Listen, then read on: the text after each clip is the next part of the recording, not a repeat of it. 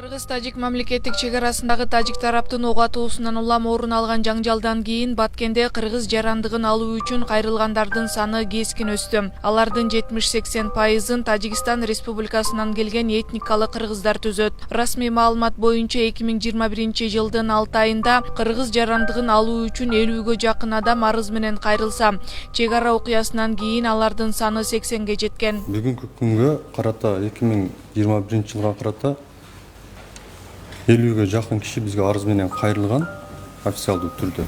Ал эми кечеги кок кийинки кайрылган жарандар 70-80-ге жакындап калды. Бизде Тажик Республикасынан келген этникалык кыргыздар.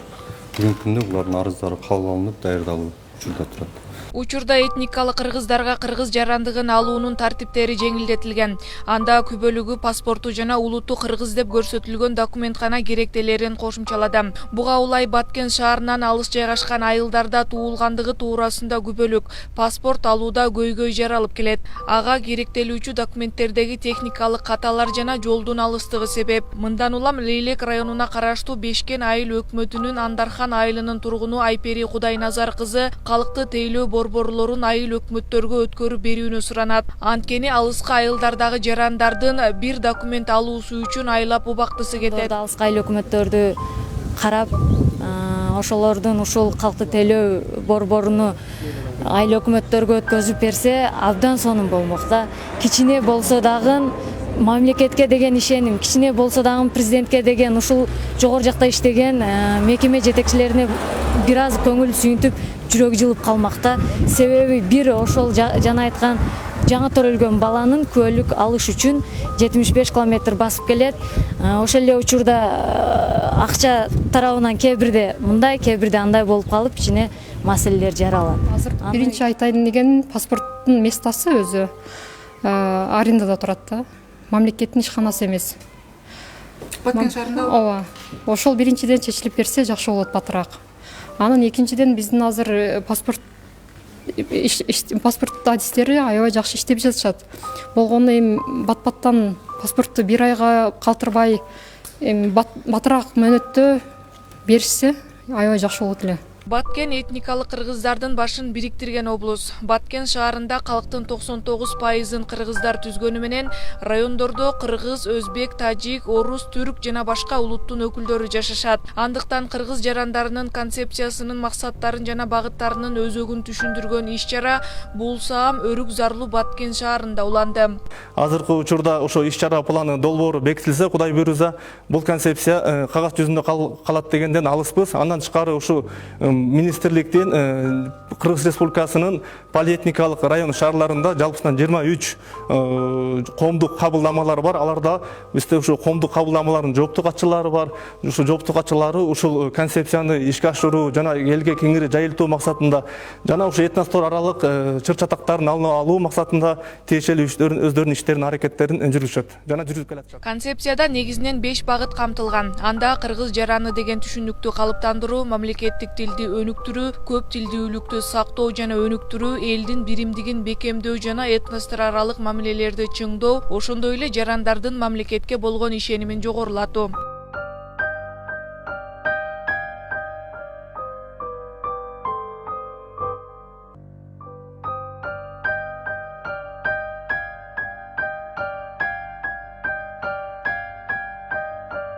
Ал эми иш-чарага Баткен облусундагы ар улуттун өкүлдөрү катышып, жыйындын жүрүшүндө жумушсуздук, жөлөк пул, кыргыз тили маселеси жана өлкөдө акыркы учурда орун алып жаткан шайлоодон кийинки саясий маданияттуулукту жогорулатуу туурасында пикирлер ортого салынып, концепцияга сунуштар берилди.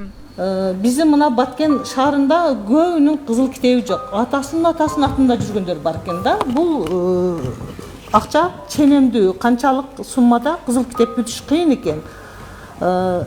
Билбейм, кантип не кылабыз, аракет кылып атабыз, бирок иштегенден кийин аракет кыласың да эми.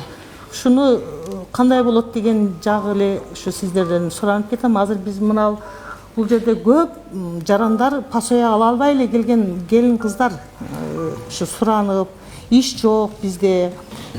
Şu konsepsiyani жоғары класстарга киргизсек да, уктанып эме сабагы бар да.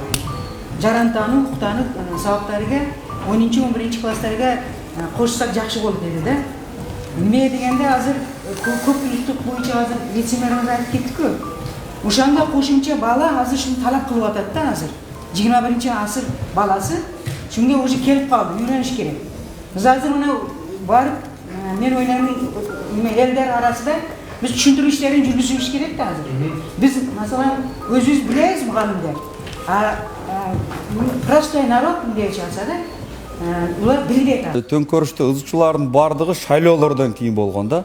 Ал шайлоолордо акчага алдангандар көпчүлүк элдин ошол саясий деңгээл ар кандай болуп атат да. Өткөндө эле 4-5 октябрда өткөн окуяда деле мисалы кээ бир партиялар подкуп менен өткөн болсо, аны биз өздөр адамдар ыктыярдуу эле түрдө акчасын алып, анан ошону шайлап берди да. Бул жерде ошо саясий маданиятты жогорулатуу дагы өтө маанилүү маселе болуп атат да. Бүгүнкү күндө Баткен шаарында 5000ге жакын жакыр үй бүлөлөр пособие алышат. Пособие негизинен төрөлгөн бала бир айдан кийин мамлекеттик жүлөк пул алганга болот. Төрөлгөн балага мамлекеттик жүлөк пулду жакыр үй бүлөлөр алышат. Бизде мыйзам боюнча машиналар жылы 20 жылдан ашык объему тиге жетпеген машиналарга пособие чыгат. Патенти болсо пособие чыкпайт. Эгер малы болсо малы дагы каралат. Көп улуттун элин кучагына батырган Лейлек районунда 145 миңден ашык калк жашайт. Алардын 28 миңден ашыгын өзбек улутунун жарандары, 8,5 миңин тажиктер түссө, калган 70% кыргыз жараны. Бир кудуктан суу ичкен райондогу ар бир улут өзүнүн каада салтын, үрп адатын сактап, ошол эле учурда кыйынчылык маалында бири-бирине колдоосун көрсөтүп келет. Буга пандемия, чек ара чырындагы жардамдар күбө. Мындан сырткары учурда этникалык кыргыздардын балдарына күбөлүк алуу боюнча маселе жаралып, анын үстүнөн жергиликтүү бийлик иш алып барууда дейт Лейлек районунун жооптуу катчысы Абдукарим Абдалимов. Ошондой эле этностор аралык достук боюнча төмөндөгүлөргө токтолду. Этностук аралык достук боюнча мен бир эле маселени айтам. Мисалы үчүн Андаракта айылда Сумбул айыл өкмөтүндө 51% кыргыздар жашайт, 49% тажиктер жашайт. Маракасы бир, тою бири-бирисиз бир мараканы өткөзбөйт. Анан кандай экөөнүн ортосунда бир проблема болушу мүмкүн. Азыр бири-бириге кудалашканы бар, кыз бергени бар, кыз алганы бар. Анан ондай болушу мүмкүн эмес. Мындан кийин дагы иш алып барыш керек, бул боюнча иш жүргүзүш керек албетте.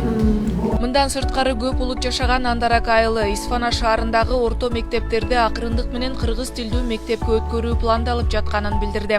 Белгилей кетсе, кыргыз жараны концепциясын карапайым элге кененирээк жеткирүүгө багытталган иш-чара буга чейин Чүй, Ош жана Жалал Абад облустарында өтүп, анда дагы тиешелүү мамлекеттик органдардын өкүлдөрү катышып, жергиликтүү калктын көйгөйүн угуп, маселени чечүү жолуну бадалашкан.